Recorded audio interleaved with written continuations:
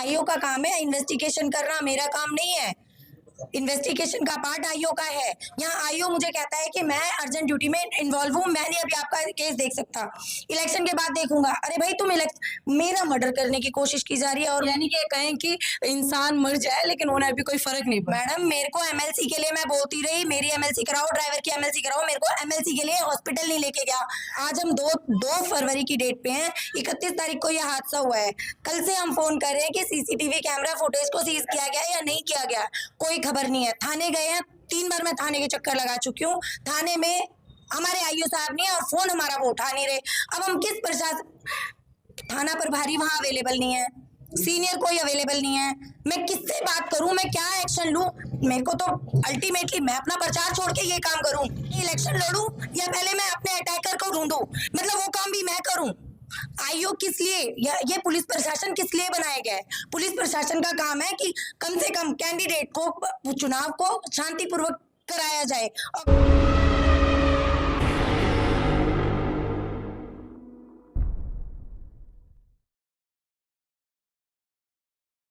नमस्कार, मैं काव्या बोध और आज मैं पहुंची हूँ जहांगीरपुरी के आदर्श नगर विधानसभा में।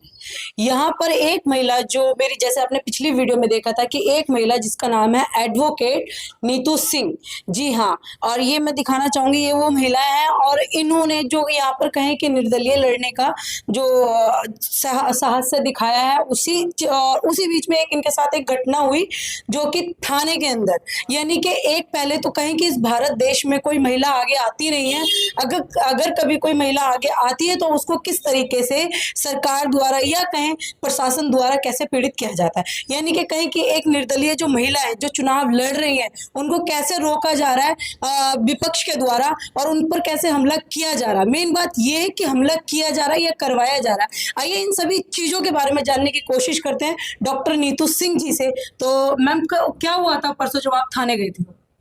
मैम पहले तो हम लोग अपना बैटरी रिक्शा में मेरी 2-3 बच्चियों की टीम के साथ में प्रचार के लिए हमें रामगढ़ जाना था। हम लोग रामगढ़ की तरफ जा रहे थे और रास्ते में एक स्कूटी पे पर्सन आते हैं, वो हमारी बैटरी रिक्शा के आगे स्कूटी लगाते हैं और उसके बाद गंदी गालियां देनी शुरू करते हैं। और वहां पड़ा हुआ बड़ा पत्थर मतलब 1.5 फुट बड़ा पत्थर, यहाँ आई थिंक ये पड़ा है, आप इसको कवर करा सकते हैं, इतना बड़ा पत्थर उन्होंने मारा है। और बैटरी रिक्शा का जो पूरा ग्लास है वो टूटा, उसके साथ पूरा कांच और बैटरी रिक्शा पूरा डैमेज कर दिया। इवन देन की उसकी कोशिश थी कि वो पत्थर मुझे लगे या मेरे ऊपर, मतलब वो अटैक जो था वो मेरे ऊपर किया गया था। ड्राइवर के पैर में चोट लगी, मेरे भी पैर में चोट लगी।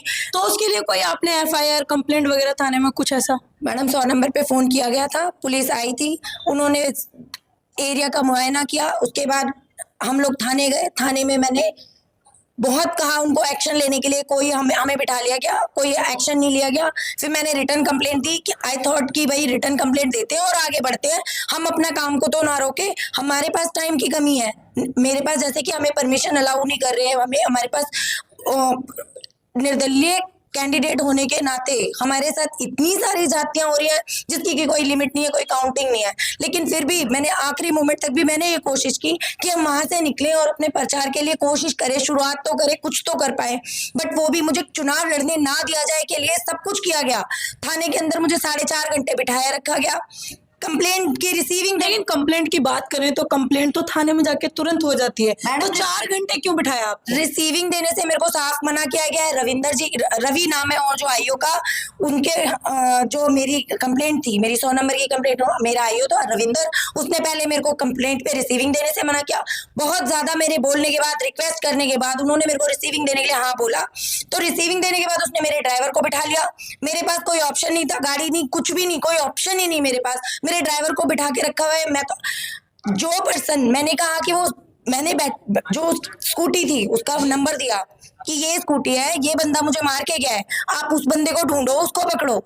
उसके लिए उसके पास अर्जेंट ड्यूटी पे वो अपॉइंट है, लेकिन मुझे और मेरे ड्राइवर को, आप जानते हैं उस शख्स को या पहचान? मैं नहीं जानती, मैंने कभी नहीं देखा उसको, मेरा कोई रिश्तेदार नहीं है, मेरा कोई मतलब नहीं है। तो मतलब शक किस पर है कि कौन, मतलब ऐसा आपके ऊपर हमला? कोई तो अपोजिट पार्टी हो सकती है। ऑफ कोर्स जिसको तकलीफ है कि मैं प्रचार करके कुछ ना कर लूं, क्योंकि कैंडिडेट अगर स्ट्रांग है तो उसके ऊपर तो ये सारी चीजें होना ना लाजमी है, कोई बड़ी बात नहीं है। इतना बड़ा पत्थर कोई किसी पे ऐसे नहीं मार सकता, कितनी भी बड़ी दुश्मनी होगी तो जब तक कि कोई बड़ा रीजन ना हो।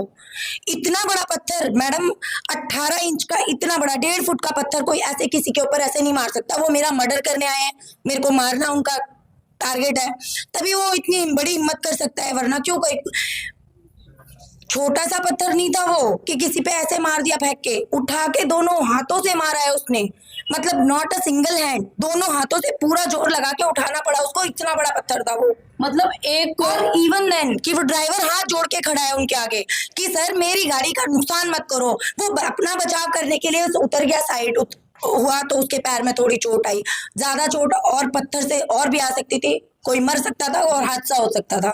लेकिन अगर देखा जाए जिस जगह कहें कि महिलाएं पहले तो आगे आती नहीं है और महिलाएं आगे आए तो उनको किस तरीके से रोका जाता है, तो ये तो रही कि आपके ऊपर जो कहें कि जो विपक्ष है उसके थ्रू आपके ऊपर आक्रमण करने की बात की, आपके ऊपर मतलब पूरा अटैक हुआ है मैडम। मैं बार बार रिक्वेस्ट कर रही हूँ आईओ साहब को, सीसीटीवी कैमरा की फुटेज को सीज कराओ, वहां पे जरूर रिकॉर्डिंग मिलेगी। आप आपके पास कोई ऐसी रिकॉर्डिंग है या आपके जब उन्होंने पत्थर मारा या इस तरीके से कुछ आपके साथ जब हुआ तो थोड़ा बहुत कोई क्लिप वगैरह? देखो मैं प्लान करके नहीं गई हूँ, जो प्लानिंग हो रही है और लोगों की तरफ से हो रही है। मैं बैटरी रिक्शा में लेके सीधे कहीं जा रही हूँ, आप समझो मेरी बात को।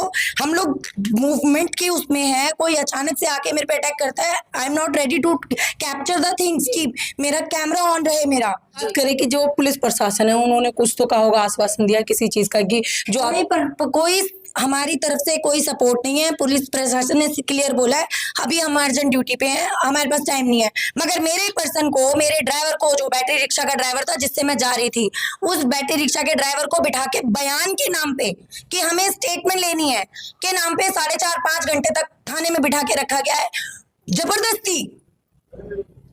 और मैंने कहा कि मेरे को लेके जाना है भाई, मेरे ड्राइवर को आप भेज दो, मेरे पास सोर्स नहीं है जाने के लिए। तो मुझे कहा गया है कि अगर आप बोलोगे तो आपको भी अंदर अरेस्ट करा जाएगा, अंदर डाल दिया जाएगा।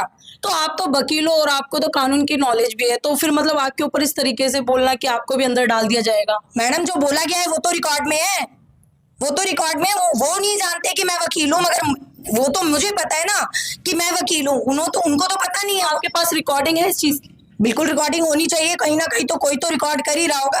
थाने की रिकॉर्डिंग भी निकलवा सकते हैं मैडम, जो चीज हुई है वो तो हुई है, प्रैक्टिकली हुई है ना, वो तो उसके आईओ का काम है इन्वेस्टिगेशन करना, मेरा काम नहीं है। इन्वेस्टिगेशन का पार्ट आईओ का है।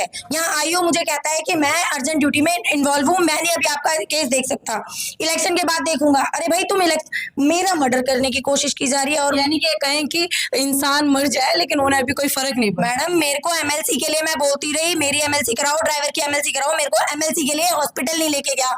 लेके जाना तो दूर की बात है, जब मैं खुद एमएलसी के लिए हॉस्पिटल गई हूँ, वहां से बंदा आईओ फोन ही नहीं उठाता है।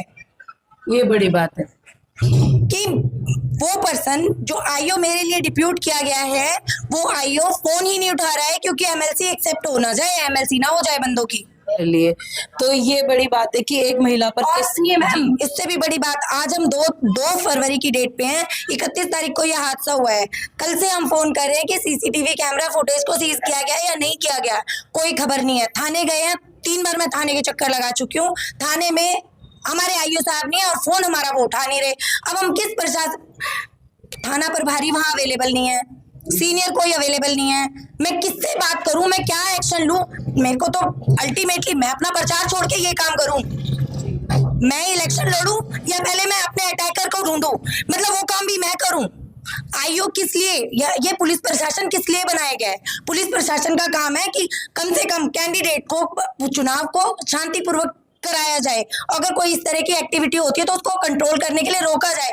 वो तो उस पर्सन को सपोर्ट कर रहे हैं, उसको भगाने में सपोर्ट कर रहे हैं पुलिस प्रशासन। बिल्कुल मैडम, अगर वो उसको ढूंढ नहीं रहे, मैंने तो गाड़ी का नंबर दिया है, गाड़ी वो स्कूटी का नंबर है ना उनके पास, क्यों उसको सीज नहीं करते, क्यों उस बंदे को नहीं पकड़ते, गिरफ्तार करें उसको, इमीडिएट में उसको गिरफ्तार करना जरूरी है ना, कि वो ऐसी हरकतें कर रहे हैं चुनाव की प्रक्रिया के दौरान। अगर उन्होंने एक कैंडिडेट के ऊपर इतना बड़ा आक्रमण किया तो वो तो चुनाव के अंदर बाधा डालने का काम कर रहे हैं, दंगा मचवाना है देश में, यहाँ पे ये सब चल रहा है। जी चलिए चलते हैं। ये तो मैम का दुख था क्योंकि इनके ऊपर जो कहें कि विपक्ष 3 दिन, आज तीसरा दिन हो गया। 31 तारीख, 1 तारीख, 2 तारीख की सुबह के अभी अभी हम हमारे 12:30 बजने वाले हैं। कोई रिपोर्ट नहीं है, कोई अपडेट नहीं है, कोई सीसीटीवी सीज नहीं किया गया, कोई एक्शन नहीं लिया गया, सिंगल एक फोन कॉल नहीं उठाई जा रही हमारी।